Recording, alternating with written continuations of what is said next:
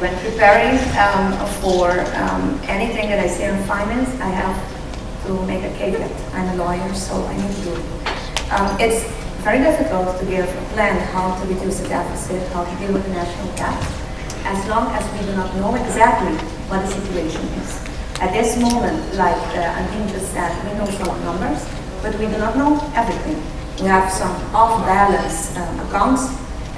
We don't really know what the deficit is as yet till the end of the year. So first of all, we need to make like a quick scan, an inventarization, an assessment, what is the real situation.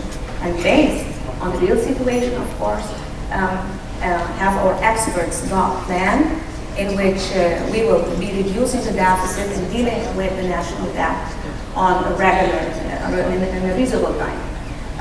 This plan, of course, it's like something we had in 2006, the National Committee on Public Finance, where experts, they drafted a framework, benchmarks within which we should stay in order to reduce the deficit.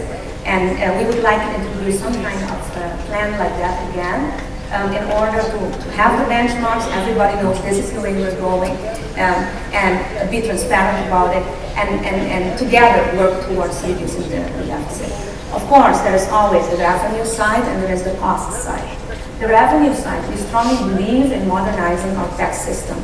I'm a tax lawyer myself, and I know if we shift from direct taxes to indirect taxes, that brings a lot of benefits for the island, for the government to collect the taxes timely and on a more efficient way.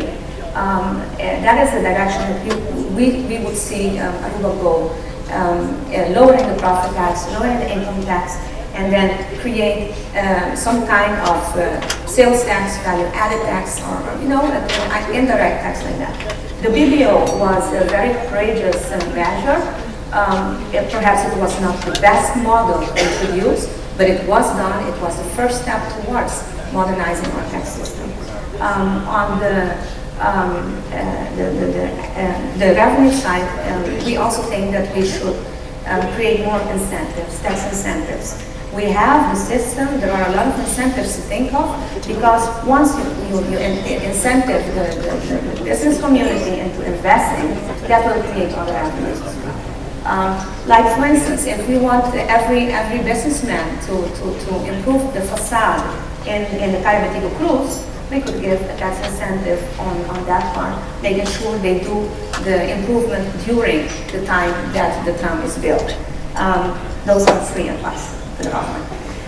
We could also think about, we have an unemployment at this moment. Why not think about giving an incentive to the employers that employ more employees, making sure there is a system to control it, and then giving an incentive to the employer, a tax incentive, if he invests in his employees. That is on the revenue side, and then of course you have the expenditures, the public expenditures, and those are too high, and that is not a secret, and I think that we all agree that they are too high. Of course, you cannot just slice it in the middle. There are a lot of commitments that have to be in mind, but we can prioritize much better. We can have less. If we ask of you, the business community, if we ask of the people of Aruba to have a fahamara, to pay higher taxes, then I strongly feel the government should give the example first. The government should also have a fahamara, less luxurious expenses, other prioritization, as I said, simply to give the example that we need to cut our costs.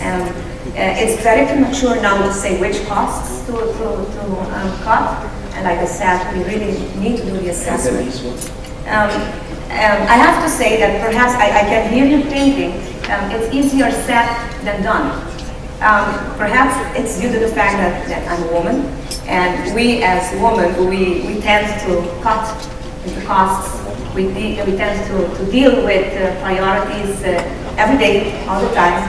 But I can tell you that never underestimate the willpower of a woman if a woman says that she wants something done in the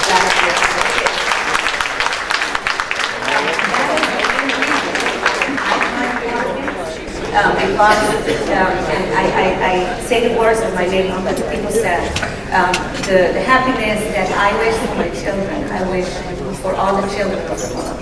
And that is why I joined politics. So never underestimate the willpower of a woman when she said, we have to cut costs in order to have a better future for our children.